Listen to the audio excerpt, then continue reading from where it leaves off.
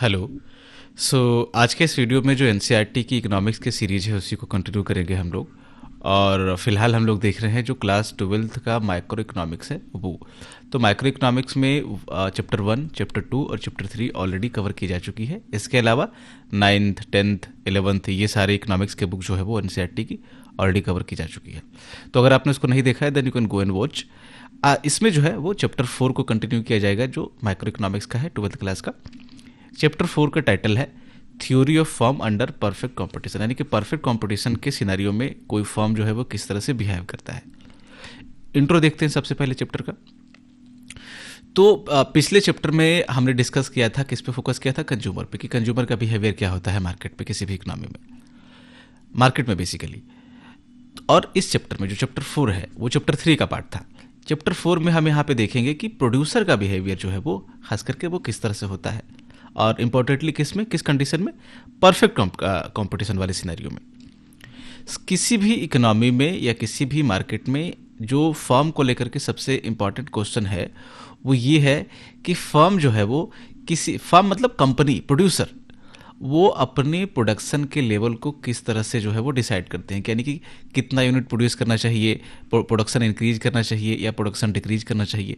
ये सारे जो डिसीजंस हैं वो फर्म जो है वो किस बेसिस पे लेता है, इस अजम्पशन को रखते हुए कि फर्म जो है वो एक प्रॉफिट मैक्सिमाइजर है ना। डिस्कस किया है हमने पहले भी इस चीज़ को कि कोई भी फर्म या कोई भी कंपनी या कोई भी प्रोड्यूसर का जो सोल मोटिव होता है, जो प्राइमरी मोटिव होता है, सोल अगर ना कहें तो प्राइमरी तो कहें ही आप, कि जो प्राइमरी मोटिव है वो क्या है, प्रॉफिट जनरेट करना, और किस तरीके से वो प्रॉफिट को अपना जो है वो इंक्रीज करता जाए धीरे धीरे, जब तक कि वो उसको प्रॉफिट होता रहेगा, वो प्रोडक्शन को जो है वो इंक्रीज करता रहेगा जब तक कि उसका कॉस्ट और रेवेन्यू दोनों बराबर ना आ जाए। ठीक है, यानी कि प्रॉफिट एक पीक पॉइंट पे ना पहुंच जाए। तो मतलब ये अजप्शन जो है वो इकोनॉमिक्स में माना जाता है कि हर जो फर्म है वो एक रूथलेस प्रॉफिट मैक्सिमाइजर की तरह जो है काम करती है।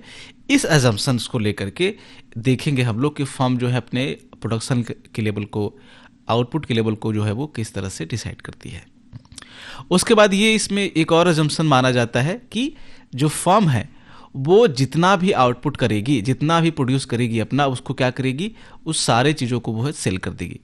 यहाँ पे देखो जो दो टर्म है, आउटपुट और आपका क्वांटिटी सोल्ड, इसको हम लोग जो है वो सॉरी एक दूसरे के बदले भी यूज कर सकते हैं, क्योंकि आउटपुट जितना भी होगा, यहाँ पे हमने मान ही लिया है इकोनॉमिक्स में कि ये सारे आउटपुट को फर्म आपका सेल कर देगा, तो जितना क्वांटिटी सेल हो रहा होगा वो इसी के बराबर होगा। तो आप इसको एक दूसरे के बदले भी यूज कर सकते हैं, इंटरचेंजेबली भी इसको यूज किया जा सकता है।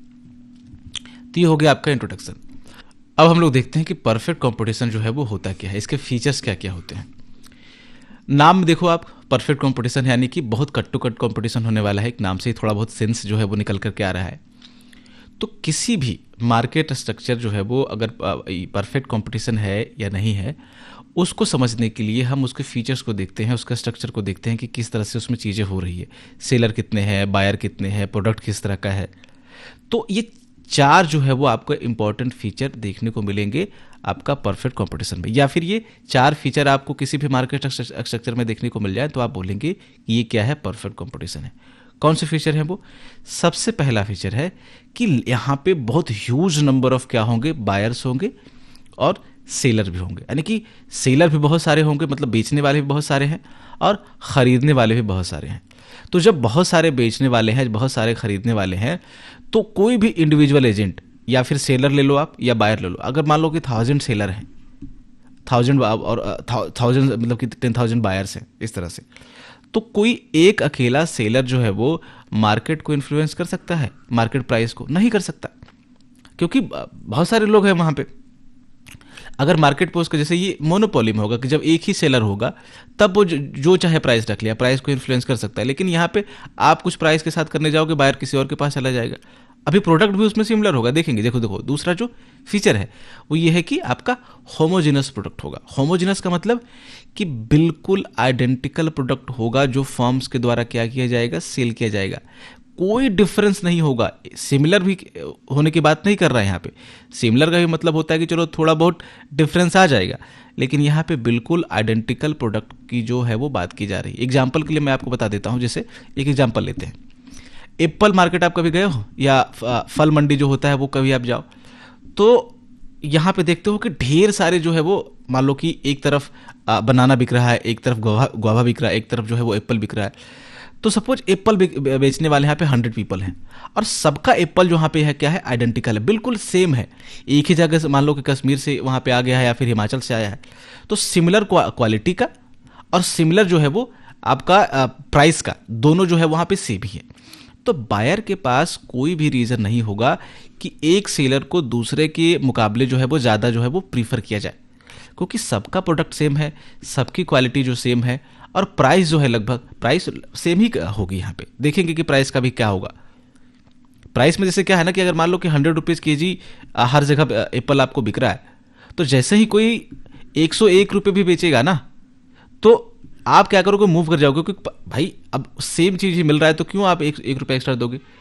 बायर तो नहीं देगा, लोग होते हैं प्राइस सेंसिटिव। तो आपको अभी 2 फीचर यहाँ पे याद रखने, तीसरा चौथा हम लोग देखेंगे। पहला फीचर है कि बहुत ज़्यादा मात्रा में क्या होंगे, बायर्स एंड सेलर्स होंगे, और दूसरा है कि जो वहाँ पे प्रोडक्ट बिक रहा होगा सेलर्स के द्वारा, वो बिल्कुल क्या होगा, आइडेंटिकल होगा, एक दूसरे के बिल्कुल आपका एक ही जैसा होगा। एप्पल वाला मार्केट हमने देखा। तीसरा है कि यहाँ पे मार्केट में फ्री एंट्री एंड एग्जिट होगा। फ्री एंट्री एंड एग्जिट का मतलब कि कोई भी सेलर, मान लो कि 100 सेलर है अभी एप्पल वाले, तो इसमें अगर 10 लोग और चाहे कि वो आकर के एप्पल बेच लें, तो वो बिल्कुल आ सकते हैं, कोई रिस्ट्रिक्शन नहीं होगा। यहाँ पे 10 लोग सोच ले कि वो चले जाएं छोड़ करके मार्केट को, तो बिल्कुल जा सकते हैं, कोई रिस्ट्रिक्शन नहीं होगा। तो फर्म के लिए, जो नए फर्म है उसके लिए बहुत आसान होगा मार्केट में इंटर करना, या उस इंडस्ट्री में, मतलब कि ये तो हम चलो एप्पल मार्केट का एग्जांपल ले रहे हैं, उस पर्टिकुलर इंडस्ट्री में, पर्टिकुलर मार्केट में जो है वो आपका आसानी से कोई भी नया जो बिजनेस है वो इंटर कर सकता है, और कोई पुराना जो बिजनेस है वो आसानी से उसको छोड़ करके लीव करके जा सकता है। ऐसा नहीं कि अगर बिजनेस बंद करना हुआ तो बहुत सारे पेपर वर्क होंगे, बहुत सारे ये होगा थोड़ा बहुत, बट बहुत आसान होगा ये। इसके कारण से क्या है कि लॉन्ग टर्म रेस्ट्रिक्शन जो है आपका नंबर ऑफ फर्म पे बहुत, मतलब रेस्ट्रिक्शंस नहीं होंगे, फर्म को जितना आना है आए, जाना है जाए, कोई इशू नहीं है। चौथा फीचर आपका है कि यहाँ पे परफेक्ट इंफॉर्मेशन होगा, यानी कि जितने भी आपके बायर हैं जो खरीदने वाले हैं, और जितने भी आपके सेलर हैं जो बेचने वाले हैं, उनके पास सारी खबर होगी रिलेटेड टू प्राइसेस और रिलेटेड टू प्रोडक्ट क्वालिटी। यानी कि आप बायर को मूर्ख नहीं बना सकते, या सेलर के पास तो चलो होगा ही होगा, बट यहाँ पे बायर के पास भी होगा कि किसके पास किस लेवल का प्रोडक्ट है, कौन से प्रोडक्ट में क्या प्रॉब्लम, मतलब जितनी चीज़ें हो सकती है, ठीक है, क्वालिटी से रिलेटेड या फिर प्राइस से रिलेटेड, कितना मार्केट में प्राइस चल रहा है, वो आपको बायर के पास पूरी जानकारी होगी, सेलर के पास भी पूरी जानकारी होगी। तो इस कंडीशन में सोचो क्या होगा। इस कंडीशन में यहाँ पे जो फर्म का बिहेवियर होगा वो होगा आपका प्राइस टेकर का। प्राइस टेकर बिहेवियर का मतलब क्या होता है, देखो 2 तरीके का बिहेवियर होता है प्राइस के मामले में। एक होता है आपका प्राइस टेकर का, एक होता है आपका प्राइस मेकर का। प्राइस मेकर का कॉन्सेप्ट आपको जब मोनोपोली आप पढ़ेंगे तब आपको देखने को मिलेगा कि एक ही आपका सेलर है। अगर आपको सपोज पानी खरीदना है किसी भी इलाके में, और एक ही पानी बेचने वाला है, तो वो चाहे 20 रुपीज़ में दे, चाहे वो 30 रुपीज़ में दे, चाहे वो 40 रुपीज़ में दे, अगर आपको पानी चाहिए तो इसी से लेना पड़ेगा, और इसके द्वारा जो प्राइस बोला जाएगा वो आपको पे करना पड़ेगा। तो इसको बोलते हैं हम लोग कि वो प्राइस मेकर है। प्राइस टेकर का मतलब है कि अब पानी बेचने वाले, मान लो कि 1000 लोग हैं या 100 लोग हैं, समझ रहे हो, तो अगर एवरेज जो चल रहा है रेट वो 20 रुपीज़ चल रहा है, अगर ये आपसे 30 रुपीज़ मांगे तो आप क्या करोगे, ऑब्वियसली मूव कर जाओगे। जैसे एप्पल मार्केट का हमने देखा कि एप्पल मार्केट में अगर 100 सेलर्स हैं आपका एप्पल का, जो सिमिलर एप्पल बेच रहे हैं, मतलब आइडेंटिकल एप्पल बेच रहे हैं, कोई अंतर नहीं है क्वालिटी का, कोई कुछ नहीं है, तो जैसे ही क्या होगा कि एक जो सेलर है, अगर आपको पास उसके पास गए और 100 रुपये भी प्राइस चल रही है सपोज, तो उसके पास अगर जाकर के पूछोगे कि एप्पल कितने का है, तो वो बोलेगा कि चलो 110 में देते हैं हम, 110 रुपये में। आप बोलोगे अगर बगल वाला तो ये 100 में दे रहा है, आप हालांकि इतना करोगे नहीं अर्गू, आप देख रहे हो कि क्योंकि आपके पास परफेक्ट जानकारी है कि क्वालिटी बगल वाले की कैसी है और प्राइस बगल वाले का कितना है। तो जैसे ही आपके पास 110 जानकारी मिलेगी कि ये 110 दे रहा है, आप क्या करोगे, सिंपल मूव कर जाओगे दूसरे के पास, इसका बिकेगा ही नहीं 110 में। यही होता है आपका प्राइस टेकिंग बिहेवियर, कि जो फीचर्स हमने देखे ये 4, कि सारा सब कुछ मालूम होता है आप, और जब जम करके सेलर्स हैं, जब करके बायर्स हैं, तो इसमें क्या होता है कि फर्म जो हैं, जो सेलर्स हैं, वो हमेशा यहाँ पे प्राइस टेकर होंगे। ठीक है, प्राइस टेकर सिंपल ये बिलीव करता है कि अगर अगर उसने अपनी प्राइस जो है थोड़ा सा हायर सेट किया, किससे, मार्केट प्राइस, अगर मार्केट प्राइस 100 रुपीज़ है अभी, जिसपे सब कोई, मार्केट प्राइस का मतलब कि एक ऐसा प्राइस जिसपे सेलर और बायर दोनों एग्री हैं जो है वो खरीद बिक्री करने के लिए, बाय और सेल करने के लिए। तो सपोज इस कंडीशन में 100 मान लेते हैं, तो मार्केट प्राइस से अगर आपने जैसे ही प्राइस हायर सेल मतलब सेट किया, अगर 110 आपने सेट कर दिया, तो ये जो फर्म होगा वो ये मान के चलेगा कि वो अपने सारे कस्टमर को क्या करेगा, लूज कर देगा, और सारे ये आपके कस्टमर किसके पास चले जाएंगे, इसके कॉम्पिटिटर के पास चले जाएंगे। तो इस बिहेवियर को, कि फर्म का ये मानना कि अगर उसके पास, उसके द्वारा अपनी प्राइसेस को मार्केट प्राइसेस से हायर सेट की गई, तो वो अपने सारे कस्टमर खो देगा, क्योंकि कस्टमर अपना नुकसान क्यों करेगा, सिमिलर चीज उसको मिल रहा है, आइडेंटिकल चीज बिल्कुल कम रेट पे, तो वो वहां जाकर खरीदेगा, है ना। यानी कि अगर वो चाह ले, मतलब कि वो किसी भी अमाउंट ऑफ गुड्स को या प्रोडक्ट को सेल कर सकता है उस मार्केट प्राइस पे, या फिर उससे नीचे के प्राइस पे, लेकिन उससे ऊपर के प्राइस पे क्या करेगा, सेल नहीं। मतलब आप 100 रुपीज में सेल कर लो, आप 90 रुपये में सेल कर लो, कोई दिक्कत नहीं है। लेकिन क्या है कि आप 90 रुपये में क्या करोगे, सेल नहीं कर सकते, क्योंकि आपको इससे लॉस होगा, और कोई लॉस कमाने के लिए तो यहाँ पे आया नहीं। क्यों? क्योंकि हर फर्म क्या है, हमने अज्यूम किया है कि वो प्रॉफिट मैक्सिमाइजर होता है, प्रॉफिट कमाने के लिए यहाँ पे आया है। तो यहाँ पे वही कहा जा रहा है कि एज लॉन्ग एज आप मार्केट प्राइस पे सेल करेंगे और या फिर उससे कम पे सेल करेंगे, तो आप बेचते रहेंगे, जब तक आप बेचना चाहो आप बेच सकते हो, क्योंकि मार्केट प्राइस पे सारे लोग एग्री हैं खरीदने के लिए 100 रुपीज़ पे। तो ये आपका प्राइस टेकिंग बिहेवियर हुआ। प्राइस मेकर का भी हमने बात किया। चलो यहाँ पे अब बात करते हैं हम लोग रेवेन्यू का। रेवेन्यू का मतलब क्या है कि अगर आपने 10 यूनिट कोई चीज़ का प्रोड्यूस किया है, और एक का दाम अगर मान लो कि 10 रुपीज़ है या 20 रुपीज़ है, सपोज करो, तो 20 रुपीज़ एक का दाम है, 10 आपने प्रोड्यूस किया है, तो इसको आप क्या करोगे, जाकर मार्केट में अल्टीमेटली सेल करोगे। तो मार्केट में सेल करने के बाद आपको 10 यूनिट के बदले कितना मिल जाएगा, आपको 20 रुपये में ये 200 रुपीज़ मिल जाएगा। तो ये आपका क्या होगा, ये आपका रेवेन्यू होगा, है ना। अब रेवेन्यू में भी 3 कॉन्सेप्ट है। देखो यही कहा जा रहा है कि फर्म जो है वो अर्न करेंगे revenue by selling it's output at the market price. Market price जितना होगा, जितना आउटपुट होगा, इंटू कर दोगे तो वो निकल जाएगा। अब 3 कॉन्सेप्ट है रेवेन्यू में, टोटल रेवेन्यू, एवरेज रेवेन्यू और मार्जिनल रेवेन्यू। क्या होता है ये, देखो सबसे पहले बात करते हैं टोटल रेवेन्यू को। तो जितना आपका प्रोड्यूस हुआ, मान लो कि 10 यूनिट आपने प्रोड्यूस किया, इसको आपने 20 रुपीज़ पर यूनिट पे बेच दिया, तो टोटल कितना आपको मिलेगा, 200 रुपीज़।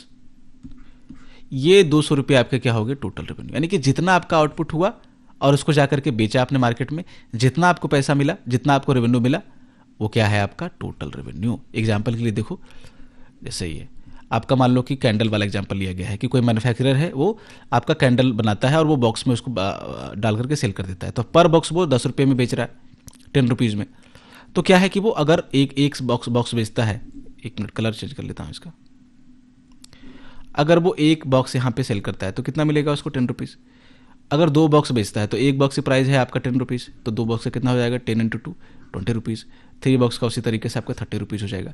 तो जो भी उसको बेचने पे मिला टोटल, अगर 3 बॉक्स उसने बेचा और एक बॉक्स की प्राइस 10 रुपीज़ है, तो कितना हो मिल गया, 30 रुपीज़। तो टोटल ये, इसको हम लोग बोलते हैं टोटल रेवेन्यू। ठीक है, ये टोटल रेवेन्यू मतलब जो आपका प्राइस है, जो आपका क्वांटिटी है, उसको मल्टीप्लाई कर दो, खत्म। अब यहाँ पे कॉन्सेप्ट आता है निकल करके टोटल रेवेन्यू कर्व का। तो ये वही रिलेशनशिप जो होगा कि जितना आउटपुट हुआ और उसको सेल करने पे आपका जितना रेवेन्यू मिला, उसके बीच के रिलेशन को जो जिस कर्व के द्वारा शो किया जाएगा, उसको हम लोग बोलते हैं टोटल रेवेन्यू कर्व। ये जो है वो आपका कर्व डिपिक्ट करता है या शो करता है किसको, कि जो टोटल रेवेन्यू में चेंज आएगा किसके मुकाबले, जब क्वांटिटी जो सेल किया जा रहा है उसको जब चेंज किया जाएगा। तो जब आप क्वांटिटी को इंक्रीज करोगे, अब मान लो कि यहाँ पे 3 यूनिट बेच रहे थे, 10 रुपये का एक यूनिट था, तो आप 30 रुपीज़ आपका अर्न कर रहे थे, यानी कि 30 रुपीज़ आपका रेवेन्यू हो रहा था। लेकिन यहाँ पे अगर आपने इंक्रीज कर दिया, आप 10 यूनिट बेचने लगे और 10 यूनिट एक की प्राइस 10 है, तो आपका कितना हो गया, यहाँ पे 300 रुपीज़ हो गया। ठीक है, आप प्राइस अपना हिसाब से जो भी रखना रख लो। तो जैसे क्या होगा, आपका आउटपुट इंक्रीज होता जाएगा। अब ज़्यादा सेल करोगे, जब ज़्यादा सेल करोगे तो रेवेन्यू भी क्या होगा आपका, इंक्रीज करेगा। जैसे आप अभी इस क्वांटिटी में सेल कर रहे थे, तो आपका रेवेन्यू कितना, ये होता आपका ये वाला पोर्शन, तो यानी कि रेवेन्यू आपका ये होता। अगर आपको यहाँ पे अभी सेल कर रहे हो, तो आपका रेवेन्यू क्या होगा, यहाँ पे होगा। तो जैसे जैसे ही आपका आउटपुट इंक्रीज होगा, प्रोडक्शन इंक्रीज होगा, उसको मार्केट में जाकर के सेल करोगे, क्योंकि हमने ये अज्यूम किया है कि जितना सारा आउटपुट होता है, फर्म क्या करता है, उसको मार्केट में सेल कर देता है। तो आपको ज़्यादा प्रोड्यूस करोगे, ज़्यादा आउटपुट लोगे तो ज़्यादा रेवेन्यू मिलेगा। जब आउटपुट जीरो होगा, तो जब आप कुछ प्रोड्यूस ही नहीं करोगे तो आप बेचोगे क्या? कुछ नहीं, खाक बेचोगे, नहीं बेचोगे आप, तो टोटल रेवेन्यू आपका क्या होगा? जीरो होगा, कुछ नहीं होगा। जैसे आपको देखा ना कि P इंटू क्यू है, तो एक आपका इसमें जीरो हो गया, क्यू आपका जीरो हो गया ना, और प्राइस आपका जो भी है तो जीरो हो जाएगा, ये खत्म। जैसे मतलब यही कहा जा रहा है कि टोटल रेवेन्यू जो है इंक्रीज होगी जैसे जैसे जो आउटपुट है वो ऊपर जाएगा, यानी कि इसमें इंक्रीज होगा। और स्लोप इसके कारण से जो होता है वो आपका अपवर्ड स्लोप होता है स्ट्रेट लाइन में। ये देखो, जब भी दोनों वेरिएबल आपके एक दूसरे के क्या होंगे, आपका वो होते हैं कि प्रोपोर्शनल होते हैं बिल्कुल, कि एक को इंक्रीज करो तो दूसरे को दूसरे में इंक्रीज आ जाए, उसको क्या बोलते हैं? Directly proportional. यानी कि रेवेन्यू बढ़ेगा तो यहाँ पे आउटपुट बढ़ेगा। इस तरह का जहाँ पे रिलेशन मिलेगा वहाँ पे आप देखना कि ये इस तरह का स्टेटिक लाइन आपको देखने को मिलेगी, यानी कि एक इंक्रीज होने से दूसरा भी इंक्रीज होता जाता है। तो हमेशा यह ध्यान रखना कि टोटल रेवेन्यू जो कर्व होता है वो अपवर्ड स्लोपिंग होता है और एक स्ट्रेट लाइन में होता है, ये इस तरीके से। तो टोटल रेवेन्यू हमने देख लिया, अब देखते हैं हम लोग एवरेज रेवेन्यू को। तो एवरेज रेवेन्यू क्या होता है कि आपको पर यूनिट जो आउटपुट होगा, यानी कि पर यूनिट जो आपने सेल किया है उस पर आपको कितना रेवेन्यू जो है वो मिल रहा है। तो इसका सिंपल फार्मूला है कि जो टोटल रेवेन्यू आपको मिला, ये देखो टोटल रेवेन्यू जो आपको मिला उसको डिवाइड कर दो किससे? जो टोटल आपने क्वांटिटी बेची उससे।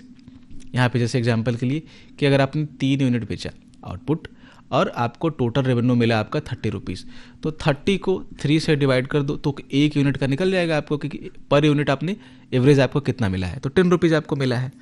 तो हमेशा ये ध्यान रखना कि देखो प्राइस कितना था, प्राइस भी 10 रुपीज़ ही था।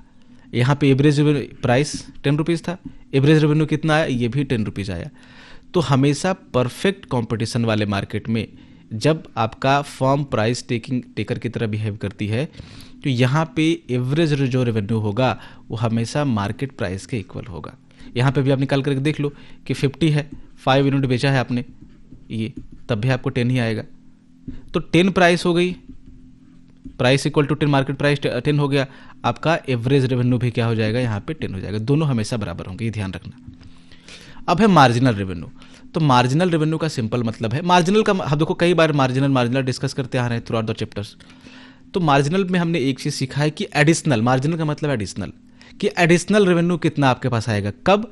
जब आप एक एडिशनल जो है वो प्रोडक्ट बेच दोगे, एडिशनल जो है आउटपुट बेचोगे। जैसे आप पहले अगर 2 यूनिट बेच रहे थे तो आपको 20 रुपीज़ टोटल रेवेन्यू आपको मिल रहा था। अब अगर आप एक एक्स्ट्रा यूनिट बेचते हो, यानी कि 2 से अब 3 यूनिट बेचते हो, तो आपको कितना एक्स्ट्रा जो है वो रेवेन्यू मिलेगा, टोटल रेवेन्यू। तो आपने एक्स्ट्रा कितना बेचा, यहाँ पे देखो 1 यूनिट बेचा, मिला आपको कितना, यहाँ पे 10 रुपीज़ मिला, यानी कि 1 यूनिट एक्स्ट्रा सेल करने पे आपको 10 रुपीज़ मिल रहा है। तो ये जो 10 रुपीज़ है वही आपका क्या है, आपका मार्जिनल रेवेन्यू है। यानी कि जो भी इंक्रीज आएगा टोटल रेवेन्यू में फ्रॉम सेलिंग 1 एडिशनल आउटपुट, तो उसको हम लोग मार्जिनल रेवेन्यू बोलते हैं। कितना इंक्रीज आ रहा है आपको, 20 से 1 यूनिट जब एक्स्ट्रा बेच रहे हो तो 10 रुपीज़ का इंक्रीज आ रहा है। यहाँ भी देखो, फिर अगर आपने 3 से 4 यूनिट बेच दिया, चलो 1 यूनिट आपने और इंक्रीज किया, तो फिर कितना एक्स्ट्रा रेवेन्यू आपको मिल रहा है, टोटल रेवेन्यू आपको 10 रुपीज़ ही मिल रहा है। तो एक चीज़ और आपको समझ में आ रही है क्या, कि अभी हमने देखा कि जो मार्केट प्राइस थी वो 10 रुपीज़ थी, फिर एवरेज रेवेन्यू जो है वो भी 10 रुपीज़ हुआ। अब यहाँ पे मार्जिनल रेवेन्यू जो है वो भी कितना आ रहा है आपका, 10 रुपीज़ आ रहा है। तो यही तो थ्योरी है इस चीज़ का, कि परफेक्ट कंपटीशन में हमेशा जो है वो ये तीनों चीज़ें बराबर आपको देखने को मिलेगी। सिर्फ टोटल रेवेन्यू का आप हटा दो, वो तो बढ़ता यहाँ पे अलग है, लेकिन आपका जो मार्केट प्राइस होगा और आपका एवरेज रेवेन्यू होगा और आपका मार्जिनल जो रेवेन्यू होगा वो वो तीनों क्या होंगे आपके, ये बराबर होंगे। ये आपको हमेशा ध्यान रखना है, ठीक है। देखो यहाँ पे सबके मामले में 10 रुपीज़ है, फिर से आपको निकाल कर चलो दिखा देता हूँ। टोटल रेवेन्यू क्या हुआ, जितना आपने आपको मिला, टोटल रेवेन्यू मान लो कि 3 यूनिट बेचने पे हमें 30 रुपीज़ मिले, तो ये टोटल रेवेन्यू हो गया। अब एवरेज रेवेन्यू क्या हुआ कि पर यूनिट आपको कितना मिलेगा, तो पर यूनिट निकालने के लिए जितना टोटल रेवेन्यू हुआ 30 रुपीज़, उससे हमने टोटल यूनिट से डिवाइड कर दिया, तो ये आपको 10 आ गया। अब मार्जिनल कितना है कि एक एक्स्ट्रा यूनिट बेचने पे कितना मिल रहा है, तो आप देखो कि हर जगह आप एक एक्स्ट्रा बेच रहे हो जब, तो 10 रुपीज़ का ही इंक्रीज हो रहा है, 10 रुपीज़ का इंक्रीज हो रहा है, तो ये मार्जिनल रेवेन्यू हुआ। यानी कि ये भी 10, ये भी 10, और मार्केट प्राइस ऑलरेडी क्या है, 10 है। तो ये इसका फार्मूला दिया हुआ है, आपको ये आपका देख लेना है। सिंपल, आपको जब भी मार्जिनल रेवेन्यू अगर फार्मूले से निकाल लेना हो, तो जो क्वांटिटी में चेंज आएगा और जो आपका टोटल रेवेन्यू में चेंज आएगा, उसको क्या करो, दोनों को डिवाइड कर दो। ये वही चीज़ें समझाई हुई है। अब प्राइस लाइन कॉन्सेप्ट को समझते हैं। प्राइस लाइन क्या होता है? तो ये आप जो देख रहे हो ये हॉरिजेंटल लाइन, ये क्या है? आपका प्राइस लाइन है। तो ये आपको रिलेशनशिप शो करता है किसके बीच में? दो चीज़ों के बीच में, मार्केट प्राइस के बीच में, इधर आपका मार्केट प्राइस होगा, और आपका जो फर्म का आउटपुट कितना होगा उसके बीच में। ठीक है, कि आउटपुट का लेवल कितना है।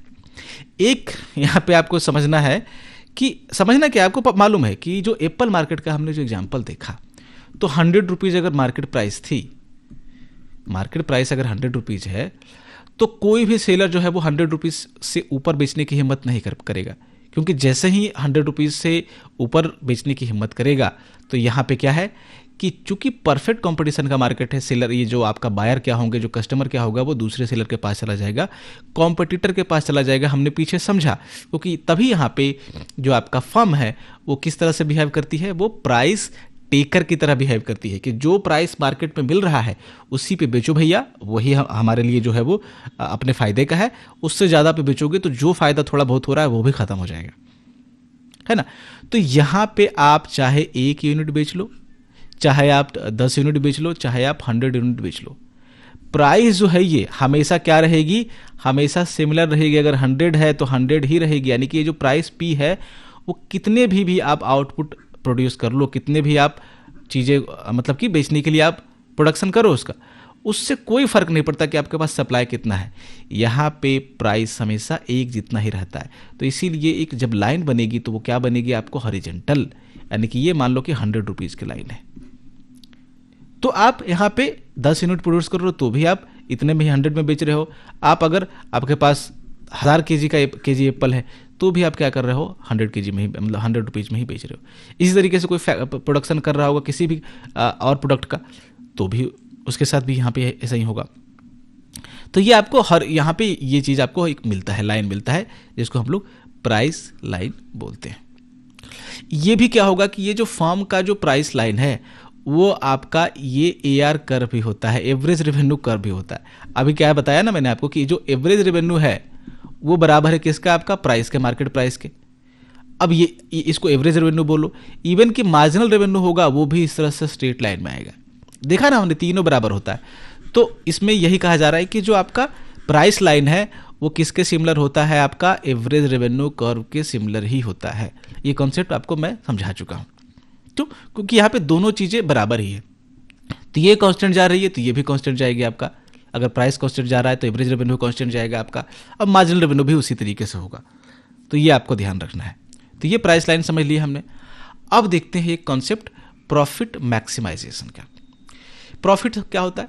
प्रॉफिट होता है कि आपने अगर 30 रुपीज़ में सेल किया, टोटल रेवेन्यू आपका 30 रुपीज़ आया, तो क्या है कि इसमें कुछ आपको कॉस्ट लगा होगा ना बनाने में। जैसे क्या है कि जैसे कैंडल, या फिर चलो एप्पल बेच रहा है कोई, तो किसी ने 1 kg ऑफ एप्पल बेचा 100 रुपीज़ में, तो क्या ये इसका प्रॉफिट है या इसका रेवेन्यू है? ये इसका रेवेन्यू है ना, कि जितना आपको मिला। लेकिन ये एप्पल जो बेचा इसने 1 kg, उसको क्या है कि वो फ्री में मिल गया होगा क्या? नहीं, वो किसी के पास से खरीद के लाया होगा, सपोज होलसेलर के पास से खरीद के लाया होगा, तो उसको हो सकता है कि 80 रुपीज़ में मिला हो। तो ये जो 80 रुपीज़ उसने अपना लागत लगाया है, ये उसका क्या है? कॉस्ट है। तो जब आप रेवेन्यू से उसके कॉस्ट को माइनस करोगे तब आपको जो मिलेगा वो क्या होगा? आपका प्रॉफिट होगा। यानी कि जितने में आपने खरीदा और जितने पे आपने बेचा उसके बीच का डिफरेंस हमेशा आपका प्रॉफिट होता है। ये 100 रुपीज़ आपका प्रॉफिट नहीं होगा, ये आपका क्या हुआ? रेवेन्यू हुआ। तो प्रॉफिट क्या है? वो एक डिफरेंस है किसके बीच का? टोटल रेवेन्यू आपका कितना हुआ और टोटल आपने कितना उसमें लगाया। ठीक है, तो जो बीच का निकल के आएगा वो आपका प्रॉफिट होगा। अगर आपने 100 रुपये में बेचा और आपको खरीदी पड़ी 110 की, तो इसमें प्रॉफिट आपको नहीं होगा। ठीक है, चलो हम यहाँ पे मान के चल रहे हैं कि प्रॉफिट हो रहा है, तो हमेशा जितने पे आपने, यानी जितना आपने कॉस्ट लगाया, ठीक है, कॉस्ट आपने 80 रुपीज़ लगाया, यानी जितने में आपने बेचा तो जो बेचोगे वो रेवेन्यू हो गया, और जितने पे आपने कॉस्ट लगाया होगा वो हमेशा इससे क्या होगा? कम होगा। तो वही है कि अगर मार्जिनल जो रेवेन्यू है, यानी कि वही मार्जिनल रेवेन्यू की एक्स्ट्रा जो आप यूनिट बेचते हो, अगर आपने 1 kg बेचा एप्पल तो आपको 100 मिले। अगर आपको 1 kg एक्स्ट्रा और बेच दो तो कितना आपको मिलेगा? वापस से 100 रुपीज़ मिलेगा। अगर 2 kg बेच रहे हो तो 3 kg बेच रहे हो तो भी आपको 100 ही मिलेगा, क्योंकि आपको हर 1 kg की जो प्राइस है वो सिमिलर है। तो जो ये मार्जिनल रेवेन्यू है, जो एक्स्ट्रा आपको रेवेन्यू प्राप्त हो रहा है पर kg, वो अगर हायर है किससे? मार्जिनल कॉस्ट से। मार्जिनल कॉस्ट अभी हमने देखा था कितना था? 80 रुपीज़ था। तो अगर ये सिनेरियो, तो 80 रुपीज़ क्या हो गया? ये मार्जिनल कॉस्ट हो गया इसका, और मार्जिनल रेवेन्यू कितना हो गया इसका, ये आपका 100 रुपीज हो गया। तो यहाँ पे क्या है कि मार्जिनल जो रेवेन्यू है वो क्या है, बड़ा है किससे, मार्जिनल कॉस्ट, यानी कि 80 रुपीज है मार्जिनल कॉस्ट। यानी कि देखो इतना ज़्यादा दिमाग नहीं लगाना, अरे कॉस्ट है, खरीद रहा है ये 80 में, बेच रहा है ये 100 रुपये में, तो प्रॉफिट हो गया ना। बस इसी चीज़ को माइक्रो इकोनॉमिक्स में है कि टर्म डाल डाल करके, देखो जो प्रॉपर इकोनॉमिक्स का स्टूडेंट है उसके लिए ठीक है ये, उसको हायर क्लासेस में क्या है कि इसको अप्लाई करना पड़ेगा। लेकिन आप कंपटीशन वाले बच्चे हो, आपके लिए ये ज़्यादा चीज़ें नहीं चाहिए, मिटाने दो पहले मुझे, ठीक है, बहुत ज़्यादा दिमाग पे आपका प्रेशर पड़ जाएगा। ये जहाँ भी रेवेन्यू ज़्यादा होगा किससे, कॉस्ट से, तो क्या होगा, उसका प्रॉफिट आपका होता रहेगा। जब रेवेन्यू और ज़्यादा हो जाए, कॉस्ट और कम हो जाए, तो प्रॉफिट और ज़्यादा हो जाएगा, खत्म है ना। तो लेकिन जब उल्टा हो जाए, जब कॉस्ट ज़्यादा हो जाए और रेवेन्यू जो है आपका मार्जिन रेवेन्यू कम हो जाए, तो क्या होगा कि वो उसको नुकसान होने लगेगा। अरे अगर 100 रुपीज़ में रेवेन्यू आ रहा है, यानी बेच रहे हो आप 100 रुपये में और खरीद रहे हो 110 में, तो कोई लॉस अपना करना चाहे, 10 रुपये का लॉस हो रहा है इस कंडीशन में आपको, तो लॉस क्यों करे। तो आप क्या करोगे, फिर कम प्रोड्यूस करोगे या फिर चुपचाप अपनी दुकान बंद करके चले जाओगे। तो अब प्रॉफिट मैक्सिमाइजेशन, चलो हम लोग यहाँ पे समझने वाले थे, बीच में भूल जाते हैं चलो हम लोग। तो प्रॉफिट मैक्सिमाइजेशन का कॉन्सेप्ट इसमें कैसे वर्क करेगा, देखो प्रॉफिट मैक्सिमाइजेशन जो है वो हाईएस्ट प्रॉफिट से अलग है। ये मत समझना कि हाईएस्ट प्रॉफिट की बात की जा रही, नहीं, देखो इसमें समझाता हूँ। देखो अगर कोई फर्म जो है वो प्रोड्यूस कर रहा है 1 यूनिट को, उसको प्राइस उसने बेचा कितने में, 100 रुपये में बेच दिया। ये जितने में बेच रहा है वो इसकी प्राइस है, यानी कि रेवेन्यू भी बोल लो, आप जो भी बोल लो, तो 100 रुपये में। रेवेन्यू क्या होगा कि टोटल से करेंगे तो यहाँ पे प्राइस इसने 100 रुपये में बेच दी, लेकिन इसको कॉस्ट कितना आया था, 40 रुपये, 40 रुपीज़ कॉस्ट आया था। तो क्या होगा, इसको फायदा होगा, प्रॉफिट होगा, यानी कि 40 लगाया, बेचा कितने में, 100 में, प्रॉफिट कितना हुआ यहाँ पे, 60 रुपीज़ का। मजा वाला कंडीशन है। तो फिर से ये क्या करेगा, आपको सेकेंड यूनिट भी प्रोड्यूस करेगा। तो यहाँ पे देखो, मान लो कि अब थोड़ा सा लागत बढ़ गया, जो भी है, या घट भी सकता है, डिपेंड करेगा। यहाँ पे देखो घटने वाला एग्जाम्पल है, वो देखेंगे हम लोग बाद में, पहले इसको समझो। तो यहाँ पे मैक्सिमाइजेशन हम लोग को समझना है, सबसे इंपॉर्टेंट ये है। तो फिर क्या है कि ये सेकेंड यूनिट प्रोड्यूस करेगा, फिर थर्ड यूनिट प्रोड्यूस करेगा, जब तक उसको प्रॉफिट हो रहा है तब तक क्या करेगा, वो प्रोड्यूस करता जाएगा। एक पॉइंट ऐसा आएगा जहाँ पे उसका जो प्राइस होगा, जितना पे बेच रहा है और जितना वो कॉस्ट लगा रहा है, वो क्या होगा, दोनों बराबर हो जाएगा। इस कंडीशन पे आकर के फर्म को जो है वो सोचना, मतलब कि मैक्सिमम ये यहीं तक प्रोड्यूस कर सकता है, कब तक, जहां तक कि उसका जो प्राइस है वो बराबर हो जाए किससे, कॉस्ट से, मार्जिनल कॉस्ट। यहाँ पे मार्जिनल कॉस्ट की बात की गई है, यानी हर एक एक्स्ट्रा यूनिट को प्रोड्यूस करने का जो कॉस्ट है, वो हर एक एक्स्ट्रा यूनिट को जो उससे प्राप्त कर रहा है, यानी कि जो मार्जिनल रेवेन्यू है, उसके बराबर हो जाए। यानी कि अगर एक भी यूनिट अब इससे ज़्यादा बेचेगा तो क्या होगा, उसको नुकसान हो सकता है। सपोज अगर 5वां यूनिट वो बेचता है, तो अब यहाँ पे उसको कॉस्ट कितना आ रहा है, 120 यूनिट आ रहा है ना। लेकिन यहाँ पे उसका जो प्राइस मिल रहा है उसके सामने मार्केट में वो 100 ही मिल रहा है, तो 20 रुपीज़ का तो लॉस ही हो रहा है ना। देखो ना, कॉस्ट लग रहा है 120, मिल रहा है उसको प्राइस 100, तो 20 रुपये नुकसान उसका हुआ। यानी कि सिंपल सा समझो कि एक पॉइंट ऐसा आएगा, देखो धीरे धीरे जब प्रॉफिट होता रहेगा तो फर्म क्या करेगा, ज़्यादा से ज़्यादा प्रोड्यूस करता रहेगा। यहाँ पे देखो प्रॉफिट आ रहा है, प्रोड्यूस करेगा, यहाँ पे प्रॉफिट आ रहा है, प्रोड्यूस करेगा, यहाँ प्रोड्यूस करेगा। लेकिन एक पॉइंट वैसा है, मतलब कहाँ तक प्रोड्यूस करेगा उसकी बात है। जिस हाईएस्ट पॉइंट तक, जिस मैक्सिमम पॉइंट तक उसको प्रॉफिट होता है, उसी को बोलते हैं पॉइंट ऑफ प्रॉफिट मैक्सिमाइजेशन। इस पॉइंट के बाद उसका जो लागत होगा, कॉस्ट जो होगा, और उसको जो मिलेगा साथ में, ठीक है, रेवेन्यू जो होगा, वो दोनों क्या होता है, वो बराबर हो जाता है। तो प्रॉफिट मैक्सिमाइजेशन कॉन्सेप्ट का सिंपल मतलब है हमेशा एक क्वेश्चन करना कि किस पॉइंट तक, किस लेवल तक जो है वो फर्म जो है वो प्रोडक्शन अपना जारी रखेगा। तो कब तक जारी रखेगा, जब तक उसको प्रॉफिट होता रहेगा। As long as any firm will make profit, वो क्या करेगा, प्रोडक्शन का प्रोसेस जारी रखेगा। कब तक, जब तक प्रॉफिट हो रहा है। एक पॉइंट आने के बाद जब उसको प्रॉफिट एक्स्ट्रा होना बंद हो जाएगा, जब उसका कॉस्ट और रेवेन्यू जब इक्वल हो जाएगा, तो यही पॉइंट होगा जहां पे वो लास्ट यूनिट प्रोड्यूस करेगा। इसके बाद वो प्रोडक्शन स्टॉप कर देगा जब उसको लॉस होने लगेगा। तो यही आपका प्रॉफिट मैक्सिमाइजेशन का कॉन्सेप्ट है। उल्टा में देखो वही है कि अगर उसको यहाँ पे मार्जिनल कॉस्ट डिक्रीज होता जाए, कि पहले आपका 100 रुपीज़ लग रहा था, फिर आपका 80 रुपीज़ लग रहा है, मिल रहा है आपको सामने 100, ठीक है, 100 आपका ये डिग्री, तो ये कभी भी बंद होगा क्या प्रोडक्शन, नहीं। तो मैक्सिमाइजेशन पे कभी भी नहीं पहुंचेगा। मैक्सिमाइजेशन पर पहुंचने के लिए क्या है, 3 कंडीशन का होना जरूरी है। कौन कौन से 3 कंडीशन है, एक ये है आपका यहाँ पे, बाकी 2 ये है। पहला कंडीशन हम लोग देखते हैं।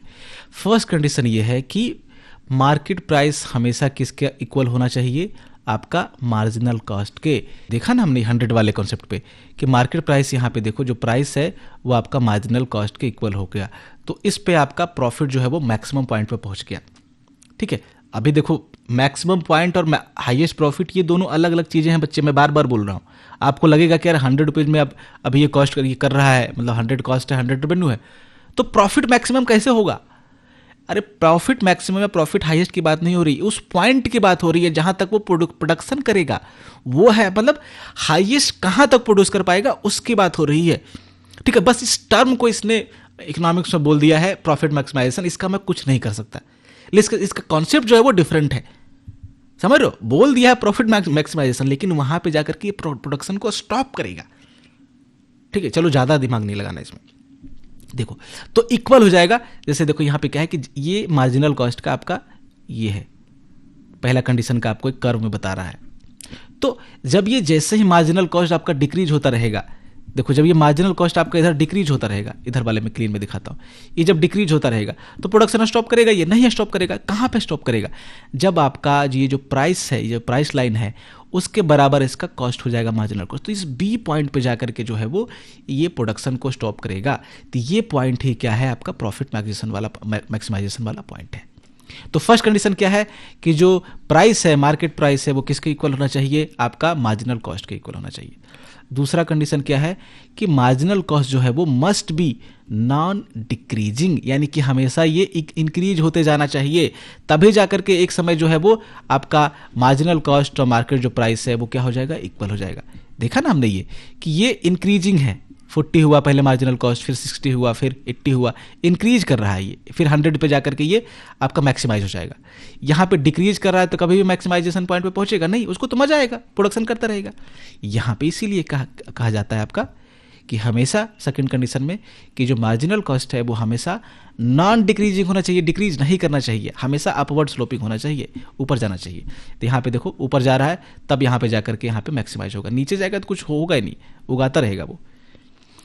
तीसरा कंडीशन है कि शॉर्ट रन में और लॉन्ग रन में क्या क्या चीज़ें होती है उसके बारे में बात करेगा। शॉर्ट रन लॉन्ग रन ये दोनों डिस्कस कर चुके हैं हम लोग डिटेल में। ठीक है, शॉर्ट रन का मतलब ये कम टाइम का बात नहीं कर रहा है, इसमें होता है वे देखो जो इनपुट लगाते हैं हम किसी भी प्रोडक्शन में, उसमें आपको 2 तरीके के इनपुट होते हैं, एक आपका फिक्स यूनिट या फिक्स इनपुट और दूसरा है आपका वेरिएबल इनपुट। तो फिक्स इनपुट का मतलब है कि जिसको हम फिक्स रखते हैं, सपोज अगर उसमें देखा था हमने कि लेबर था, अब कैपिटल था, लेबर कैपिटल को माना था, तो लेबर को हमने फिक्स रखा और कैपिटल को हमने वेरी करने दिया। यानी कि कम से कम एक इनपुट को, एक फैक्टर को अगर फिक्स रखते हैं किसी भी आपका कॉन्सेप्ट में, उसको हम लोग बोलते हैं शॉर्ट रन कॉन्सेप्ट, जिसमें दोनों वेरिएबल या फिर बाकी सारे जो वेरिएबल्स होंगे वो वेरी करते रहेंगे, या फिर ऊपर नीचे हम लोग कर सकते हैं, जैसे लाइन को भी इंक्रीज कर दिया, कैपिटल को भी इंक्रीज कर दिया, उसको हम लोग लॉन्ग रन का कॉन्सेप्ट बोलते हैं। अब इसको डिटेल में समझना है तो पिछला वीडियो आप जाकर के देखो, अगर आपने देखा रहेगा उसको तो आपको मालूम होगा कि ये चीज़ें क्या है।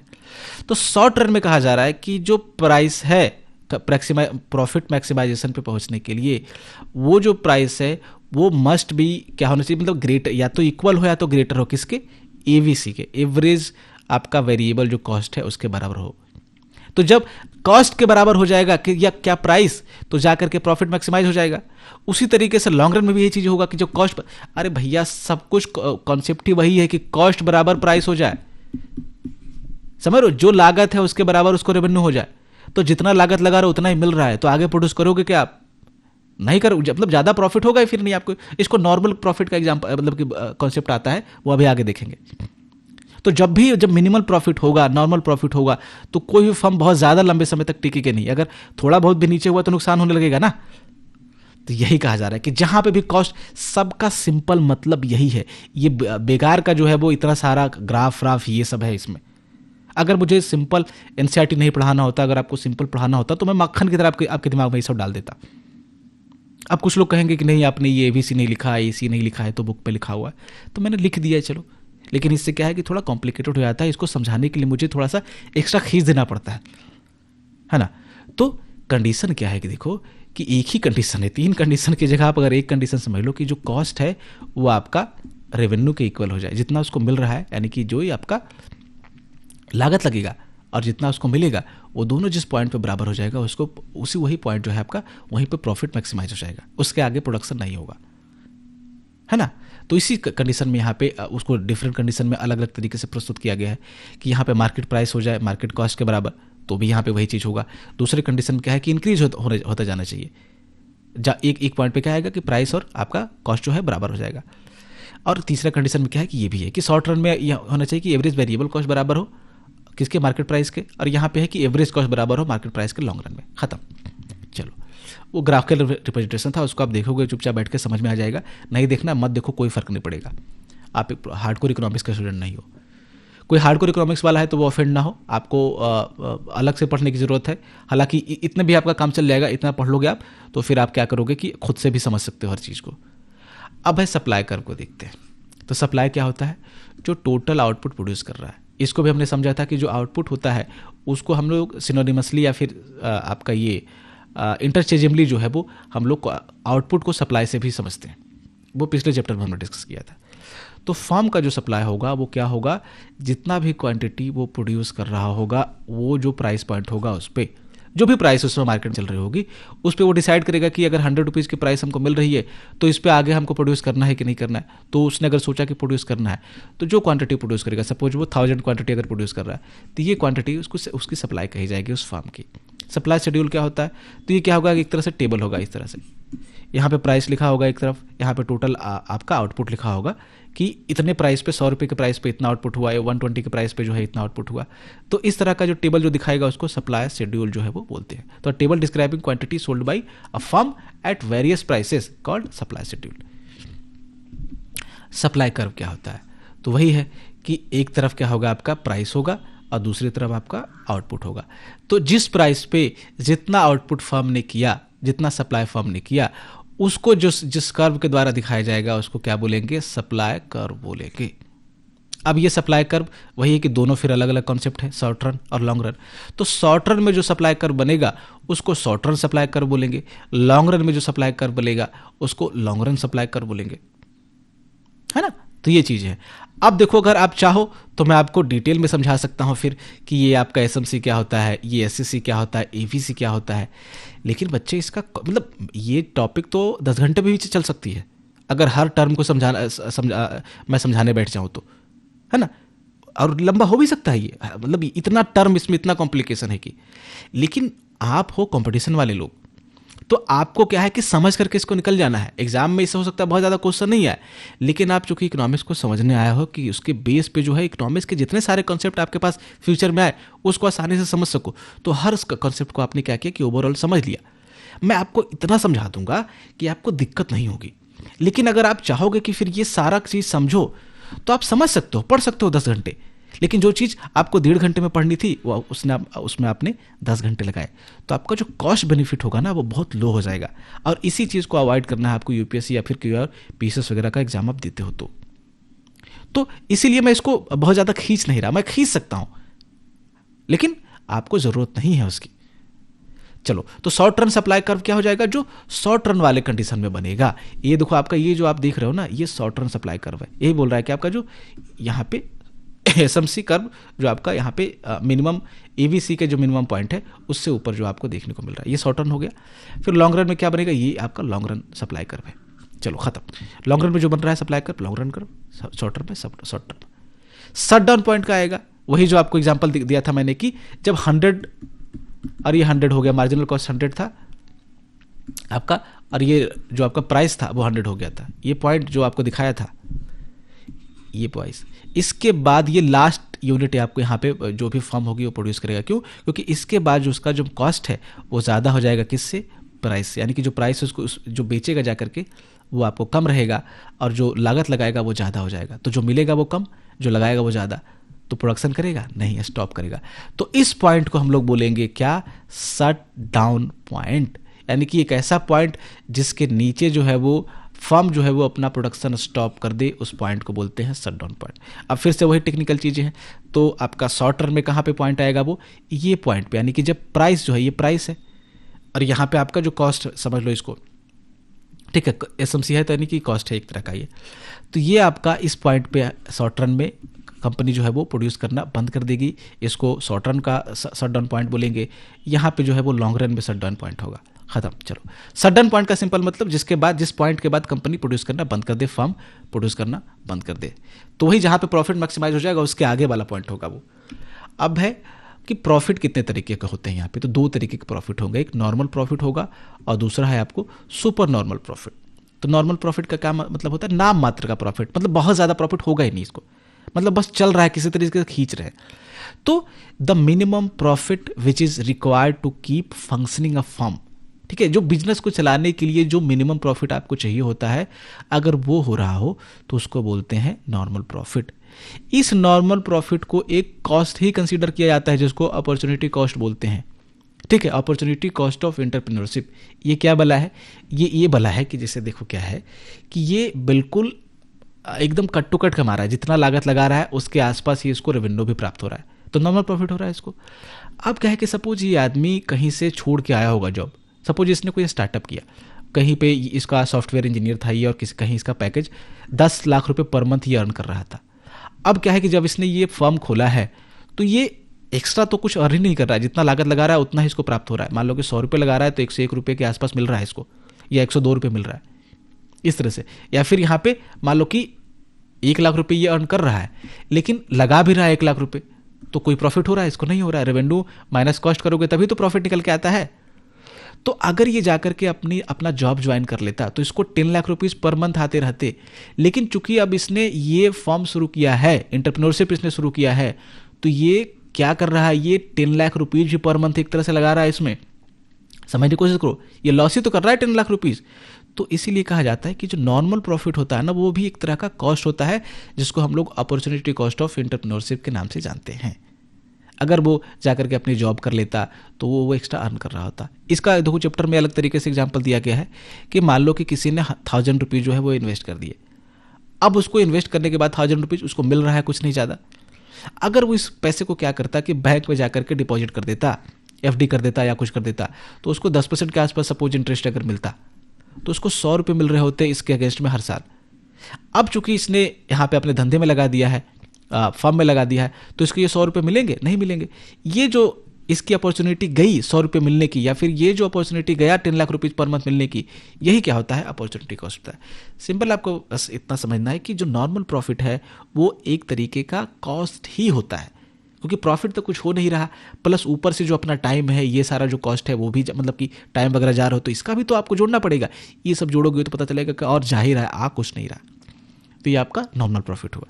सुपर नॉर्मल प्रॉफिट क्या है कि जब अच्छा खासा प्रॉफिट आपको हो जाए, यानी कि जब आपको नॉर्मल प्रॉफिट से ज़्यादा प्रॉफिट हो। अगर आपने 100 रुपये लगाए तो आपको बदले में 130 मिल रहा है, 150 मिल रहा है, तो ये आपको सुपर नॉर्मल प्रॉफिट। जो भी अब हम नॉर्मल प्रॉफिट से हो ज़्यादा, वो आपका सुपर नॉर्मल प्रॉफिट है। तो ये दो तरीके के प्रॉफिट का कॉन्सेप्ट होता है, ये रिपीट होगा अगले चैप्टर में भी, तो ध्यान रखना। ब्रेक इवन पॉइंट क्या हो जाएगा, तो ब्रेक इवन पॉइंट का मतलब कि एक ऐसा पॉइंट जहाँ पे ना तो आपको प्रॉफिट हो ना तो आपको लॉस हो। जैसे आपने अगर 100 रुपीज़ का कॉस्ट लिया किसी भी चीज़ में और आपने उसको सेल किया 100 में ही, तो मैं पूछूं आपसे कि आपको प्रॉफिट हुआ या लॉस हुआ, आप देखोगे पहले कि कॉस्ट कितना लगा, सामने प्राइस कितना था, यानी कि रेवेन्यू आपको कितना आया। तो कॉस्ट आपने 100 लगाया, मिला आपको 100, तो आप बोलोगे कि यार ना तो तुमको प्रॉफिट हुआ है ना तो तुमको लॉस हुआ है। यानी कि आप बिल्कुल ब्रेक इवन पॉइंट पे हो, यानी कि कैसा पॉइंट जहां पे ना तो प्रॉफिट होता है ना तो लॉस होता है, यानी कि रेवेन्यू इक्वल हो जाएगा किसके, कॉस्ट के। इससे तो मतलब कि ये आपका ब्रेक इवन पॉइंट है ना। इससे जैसे ही ऊपर इधर प्रॉफिट वाला एरिया है आपका, इधर लॉस वाला एरिया है, इससे थोड़ा सा नीचे हुए तो लॉस, इससे थोड़ा सा ऊपर हुए तो प्रॉफिट।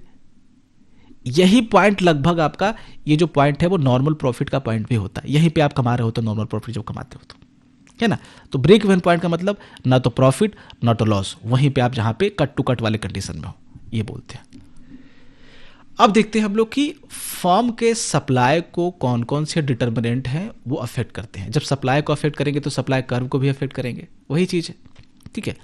तो कौन कौन से आपके डिटर्मिनेंट से, पहला है आपका टेक्नोलॉजिकल प्रोग्रेस, यानी कि अगर टेक्नोलॉजी क्या हो जाए, इंप्रूव हो जाए, कोई नया इनोवेशन हो जाए, तो फर्म का क्या होगा, वो जो इनपुट कॉस्ट होगा वो क्या होगा, घट जाएगा, लोअर हो जाएगा, तो मार्जिनल कॉस्ट भी घट जाएगा। यानी कि अब जो रॉ मटेरियल पे पैसा लग रहा था वो हो सकता है थोड़ा घट जाए, या फिर जो रॉ मटेरियल पे पैसा उतना ही लग रहा है लेकिन लेबर कॉस्ट घट जाए क्योंकि अच्छी अच्छी मशीनें आ गई है, बाकी सारी चीज़ें अच्छी हो गई है। तो ओवरऑल कहने का सिंपल ये है कि उसका अगर टेक्नोलॉजी के कारण, अच्छी टेक्नोलॉजी आने के कारण उसका अगर कॉस्ट घट जाता है, खास करके मार्जिनल कॉस्ट, तो फर्म क्या करेगी, चूंकि अब कॉस्ट कम हो गया है, प्राइस उतना ही है, सिमिलर है, तो कॉस्ट घटने के कारण प्राइस से वो क्या होगा, जैसे अब पहले कॉस्ट इसका 600 रुपीज़ था, 100 पे बेच रही थी, अब इसका कॉस्ट घट करके कितना हो गया, 40 रुपीज़ हो गया, 100 पे बेच रही है, तो अब इसको ज़्यादा पहले यहाँ 40 रुपीज़ का प्रॉफिट हो रहा था, यहाँ पे 60 रुपीज़ का प्रॉफिट होगा, 60 रुपीज़ का प्रॉफिट होगा ये।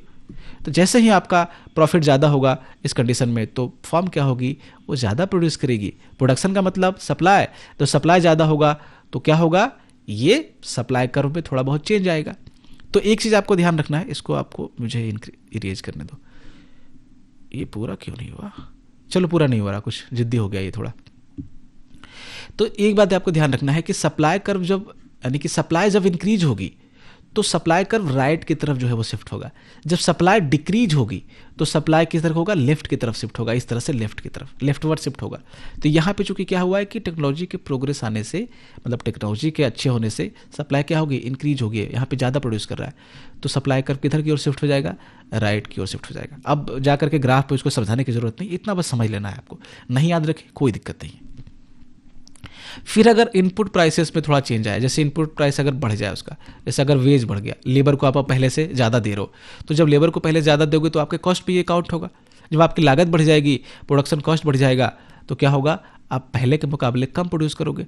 जब कम प्रोड्यूस करोगे तो सप्लाई क्या होगा, आपका रिड्यूस हो जाएगा। जब सप्लाई रिड्यूस होगा तो मैंने बोला आपको कि जो कर्व है वो लेफ्ट की तरफ शिफ्ट होगा, तो कर्व किधर होगा, लेफ्ट की तरफ थोड़ा सा शिफ्ट हो जाएगा। अरे ऐसे जो होता है ना, ये होता है, तो इधर जितना बढ़ते जाओगे आपका ये बढ़ता जाएगा सप्लाई, इधर आओगे तो आपका घटता जाएगा। तो जैसा ही आपका सप्लाई जो है इंक्रीज हो तो ये जो कर्व है वो राइटवर्ड जाएगा, जब सप्लाई डिक्रीज हो तो ये लेफ्टवर्ड आता है। ठीक है, तो यहाँ पे इनपुट प्राइस बढ़ने से क्या हुआ, सप्लाई डिक्रीज हुआ तो लेफ्ट की तरफ आया, यहाँ पे टेक्नोलॉजी अच्छी होने से सप्लाई इंक्रीज हुआ तो वो राइट की तरफ गया। उसी तरीके से अगर टैक्स बढ़ जाए तो क्या होगा, आप ये खुद बताओगे कि किधर शिफ्ट करेगा, आपका लेफ्टवर्ड या राइटवर्ड। तो देखो अगर टैक्स बढ़ जाएगा तो क्या होता है इसमें कि आपका कॉस्ट बढ़ जाएगा।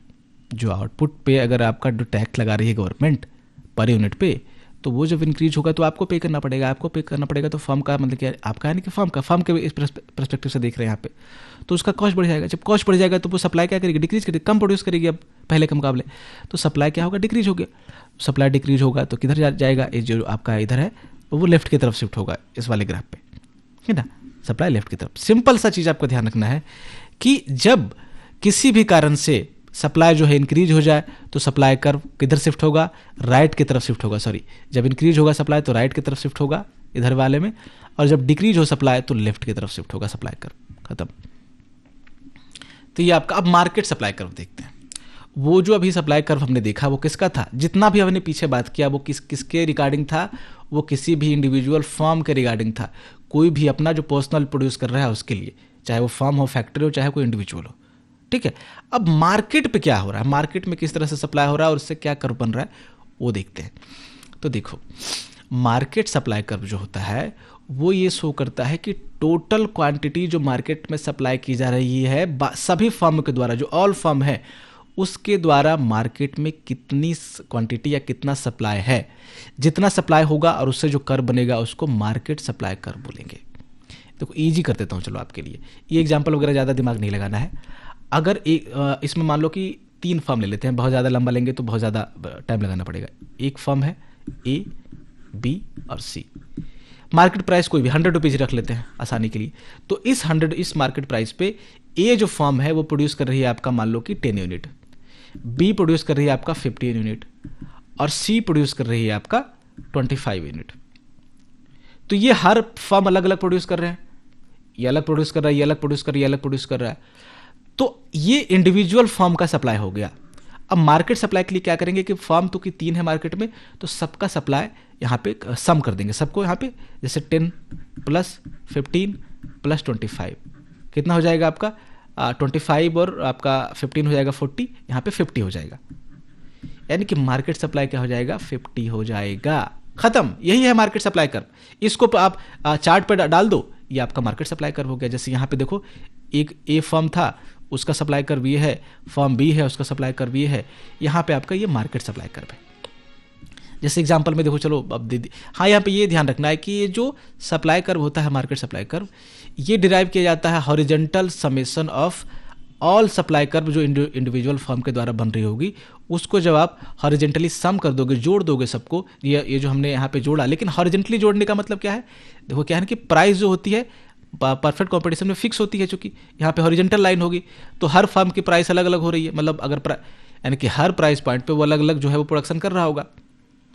तो इसीलिए जब हॉरिजॉन्टल प्राइस होता है तो इसीलिए इसको हॉरिजॉन्टल समेशन बोलते हैं। अगर ना नहीं दिमाग में होल्ड हो तो छोड़ देना, इतना लोड नहीं लेना है इस पर, सिंपल ध्यान रखना है। ये जो हमने बताया मैंने आपको, वो आपको ध्यान रखना है जो डिस्कस किया हम लोगों ने, ठीक है, कि जितना फर्म का, इंडिविजुअल फर्म का आपका यहाँ पे सप्लाई होगा, प्रोडक्शन होगा, सबको जोड़ोगे तो उसके बाद जो बनेगा आपको उसको बोलेंगे हम लोग मार्केट सप्लाई। उससे जो कर्व बनेगा यहाँ पे मार्केट, यहाँ पे सप्लाई कर्व हो जाएगा, खत्म। आगे बढ़ते हैं हम लोग। अब है प्राइस इलास्टिसिटी ऑफ सप्लाई। ये क्या होता है? इलास्टिसिटी को हमने पिछले चैप्टर में भी समझा था, वहां पे इलास्टिसिटी ऑफ डिमांड समझा था। अब वो चूंकि क्यों समझा था इलास्टिसिटी ऑफ डिमांड, क्योंकि वहां पे हम कंज्यूमर को देख रहे थे। कंज्यूमर क्या करता है? डिमांड करता है, मार्केट में डिमांड जनरेट करता है, तो हमने इलास्टिसिटी ऑफ डिमांड देखा। अब हम लोग चूंकि फर्म का बिहेवियर देख रहे हैं, कब? मार्केट कॉम्पिटिशन में। तो चूंकि फर्म का बिहेवियर देख रहे हैं तो फर्म की तरफ से क्या होता है? सप्लाई होता है। तो यहां पे देखेंगे कि इलास्टिसिटी ऑफ सप्लाई क्या होता है, ठीक है।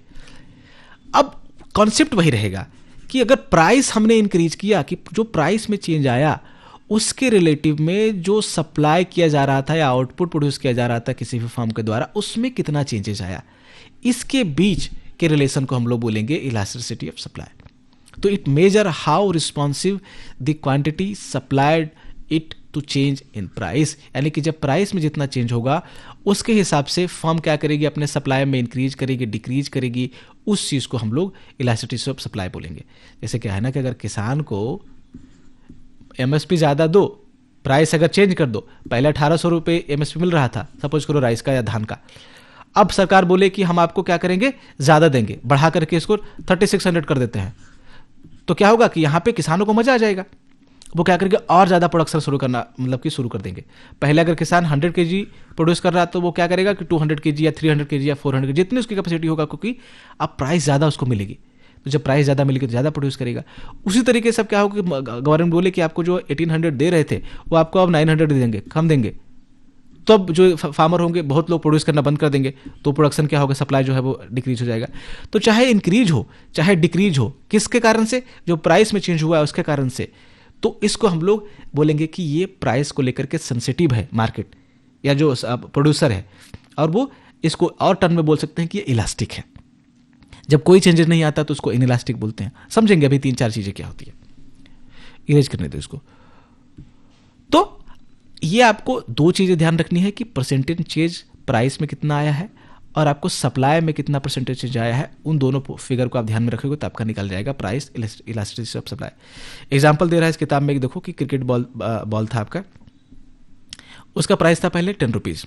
तो 10 रुपीज जब प्राइस था तो 200 यूनिट जो है वो प्रोडक्शन हो रहा था। 10 रुपीज जब प्राइस था तो प्रोडक्शन कितना था? सप्लाई कितना था? 200 यूनिट, ठीक है। अब यहाँ पे इस प्राइस को इंक्रीज करके कितना कर दिया गया? 30 रुपीज। 30 रुपीज जो अब कर दिया गया, तो अब देखो प्रोडक्शन इंक्रीज होकर कितना हो गया? सप्लाई 1000 यूनिट हो गया। तो अब इस फॉर्मूला पे आप सेट कर दो कि प्राइस में कितना इंक्रीज हुआ? 10 से 30 हो गया, यानी कि 20 रुपीज का इंक्रीज हुआ। किस पे? 10 रुपीज पे। तो परसेंटेज आपको निकाल लेना है। तो अगर 10 रुपीज पे 20 रुपीज इंक्रीज हो गया है तो 10 रुपीज 100% हुआ, तो 20 रुपीज कितना होगा? 200% होगा, यानी कि 200% इंक्रीज हुआ है, ठीक है। उसके बाद प्राइस को नीचे रखना है ना, 200 यहाँ पे नीचे रखो, ये इरेज कर दो। 200% इंक्रीज हुआ आपका प्राइस में। प्रोडक्शन में आपका कितना इंक्रीज हो गया? प्रोडक्शन पहले 200 यूनिट हो रहा था, अब 1000 हो गया, यानी कि लगभग आपका 4 गुना, यानी कि देखो 800 यूनिट इंक्रीज हो गया है। 200 यूनिट पे लगभग 4 गुना हुआ है, यानी कि 400% जो है वो यहाँ पे आपका इंक्रीज हुआ है। तो आप इसको डिवाइड कर दोगे तो 2 आएगा। एनीथिंग अब मतलब कि एनीथिंग मोर देन 1, ये आपका क्या होता है कि अच्छा खासा इलास्टिक माना जाता है इसको, ठीक है। जो अगर आपने इलास्टिसिटी ऑफ डिमांड वाला कंसेप्ट समझ लिया था, वही लगभग कंसेप्ट ये है, बस इस सप्लाई पे लागू हो रहा है। 1 से इंक्रीज हो तो इलास्टिक होगा, 1 के बराबर होगा तो यूनिटरी इलास्टिक होगा। समझ लेते हैं, चलो इसको समझ ही लेते हैं। यहाँ पे 3 तरीके से आपको यहाँ पे सप्लाई का इलास्टिसिटी आपको देखने को मिल सकता है। पहला कंडीशन क्या है कि अगर एक से ज़्यादा हो इलास्टिसिटी ऑफ सप्लाई, ठीक है, तो इसको अच्छा खासा इलास्टिक माना जाता है। ये कब होगा? जब आपका कि अगर प्राइस को हमने चेंज किया 10% से और आपका जो आउटपुट है वो 20% से इंक्रीज हो गया, या फिर यहाँ पे देखा हमने कि 200% अगर प्राइस हमने चेंज किया तो जो आउटपुट था वो 400% जो है वो इंक्रीज या डिक्रीज हो गया, जो भी हो जाए। तो इसमें क्या होगा कि जब इसको आप किसका वो करोगे, कैलकुलेशन करोगे, तो हमेशा यहाँ पे देखो 2 आ रहा है, यहाँ पे भी 2 आ रहा है, यहाँ पे 10% आप अगर इंक्रीज कर दिया, प्राइस आपका 30% से इंक्रीज हो जाए तो आपका यहाँ पे 3 हो जाएगा। कि एक से ज़्यादा जब होता है तो इसको हम लोग इलास्टिक कंडीशन बोलते हैं कि अच्छा खासा इलास्टिक है ये। यहाँ पे जब 1 के बराबर हो जाए, यानी कि अगर 10% हमने इंक्रीज किया प्राइस को, 1 मिनट इसको इरेज कर देते हैं, अगर आपने 10% इंक्रीज किया प्राइस को तो सामने जो आउटपुट में इंक्रीज हुआ, सप्लाई में इंक्रीज हुआ या फिर डिक्रीज हुआ, जो भी सप्लाई में चेंज, यहाँ पे चेंज की बात हो रही है, चेंज इंक्रीज भी हो सकता है डिक्रीज भी हो सकता है। तो 10% चेंज हुआ प्राइस में और आपका 10% आपका सप्लाई में भी चेंज हुआ तो आपका देखो यहाँ पे 1 आएगा। 20% प्राइस में चेंज हुआ, 20% आपका सप्लाई में भी चेंज हुआ तो 1 आएगा। यानी कि इसको यूनिटरी इलास्टिक बोलते हैं कि सप्लाई जितना प्राइस में चेंज आ रहा है उतना आपका सप्लाई में भी चेंज आ रहा है। यहाँ पे आपका लेस इलास्टिक वाला या फिर इन इलास्टिक वाला कंडीशन होगा कि जब वो 1 से कम होगा। यानी कि अगर हमने 10% का इंक्रीज या चेंज किया प्राइस में, और यहाँ पे जैसे क्या है ना कि देखो इसी एग्जाम्पल पे समझ लेते हैं कि आपका कोई भी चेंज आया इस पर 200% का, है ना, कि प्राइस जो है वो 10 से 30 हो गया। अब क्या है कि सप्लाई जो है वो 200 से 1000 ना होकर के क्या हो जाए कि 100 हो जाए, तो यहाँ पे कितना हो जाएगा? 0.5 हो जाएगा। 0.5 क्या है? 1 से कम है। यानी कि जितना हमने प्राइस में चेंज किया उससे कम, यानी कि बहुत ज़्यादा प्रोड्यूसर जो थे, फर्म थे, उसको उसने सीरियसली बहुत ज़्यादा लिया नहीं, यानी कि उसने अपने सप्लाई या आउटपुट में बहुत ज़्यादा चेंज नहीं किया। तो उस कंडीशन में यहाँ पे आपका 1 से कम होता है, उसको इनइलास्टिक कंडीशन बोलते हैं या फिर बहुत लेस इलास्टिक कंडीशन बोलते हैं। तो ये आपका प्राइस इलास्टिसिटी ऑफ सप्लाई हुआ। कंक्लूड करते हैं चलो चैप्टर को। तो जो चैप्टर हमने ये समझा कि किसी भी फर्म का जो बिहेवियर है किसमें, परफेक्ट कंपटीशन वाले मार्केट में, वो ये बताता है कि यहाँ पे जो कंपटीशन होता है वो काफ़ी जो है वो हाईली कॉम्पिटिटिव, यहाँ पे कंपटीशन बहुत ज़्यादा होगा, इन्वायरमेंट जो होता है वो काफ़ी कॉम्पिटिटिव होता है, और इंडिविजुअल फर्म के पास कोई पावर नहीं होती प्राइसेस को सेट करने का। वो क्या कर सकते हैं, अब जो कि प्राइस टेकर होते हैं वो, तो प्राइस टेकिंग बिहेवियर के कारण उनको अगर प्रॉफिट जो है मैक्सिमाइज करना हो अपना, तो वो क्या करेंगे, हमेशा इफिशिएंट बने रहेंगे। इफिशिएंट का मतलब कि अपना कॉस्ट कम करेंगे। कॉस्ट कौन सा? ये जो मार्जिनल कॉस्ट है उसको, मतलब मार्जिनल कॉस्ट पे ज़्यादा फोकस किया गया है चैप्टर में। तो वो किसी भी तरीके से अपना अगर उसको, क्योंकि वो फर्म का मतलब अजम्पशन ही हमने माना है कि कोई भी firm as a profit maximiser काम करती है, अपने प्रॉफिट को इंक्रीज करने की कोशिश करती है। अब प्राइस तो सिमिलर है, यहाँ पे सेम ही है, अगर 100 है तो 100 है, इसमें बहुत ज़्यादा आप छेड़छाड़ नहीं कर सकते। लेकिन क्या, क्योंकि इससे ज़्यादा करोगे तो कस्टमर भाग जाएंगे, इससे कम करोगे तो आपको लॉस होगा। तो करना क्या है कि जो आपको कॉस्ट लग रहा है, जो 80 रुपीज़ आपकी लागत लग रही थी, इसी को कम करके आप 60 करो, 40 करो, जो कर सकते हो करो, ठीक है, ये होगा इसमें। तो यही जो है वो परफेक्ट कंपटीशन वाले कंडीशन में एक फर्म जो है वो कर सकती है। इस कंडीशन में जो फर्म की विलिंगनेस होगी, विलिंगनेस क्या कि वो कितना गुड्स जो है वो सप्लाई करे, उसको किसके द्वारा डिक्टेट किया जाता है, उसको जो मार्जिनल कॉस्ट का जो स्ट्रक्चर है कि मार्जिनल कॉस्ट कितना होगा, 60 होगा, 80 होगा, या फिर दोनों बराबर हो जाएंगे, ठीक है, इसके द्वारा जो है वो डिक्टेट किया जाता है। ठीक है, सॉरी कभी कभी टंग इधर उधर हो जाता है। यानी कि अगर मार्जिनल कॉस्ट कम है जब तक, तब तक उसको प्रॉफिट होता रहेगा, तब तक प्रोडक्शन होता रहेगा। जब मार्जिनल कॉस्ट आपका प्राइस के बराबर हो जाएगा तो वो क्या हो जाएगा, प्रॉफिट जाकर के वहाँ पे मैक्सिमाइज हो जाएगा, और उसके बाद वाले पॉइंट पे जो है वो आपका एंडिंग पॉइंट पे आ जाएगा। ठीक है, जो हमने पॉइंट देखा था कि जहाँ पे फिर जो फर्म है वो प्रोड्यूस करना अपना बंद कर देंगे। So this was it for today, thanks for watching.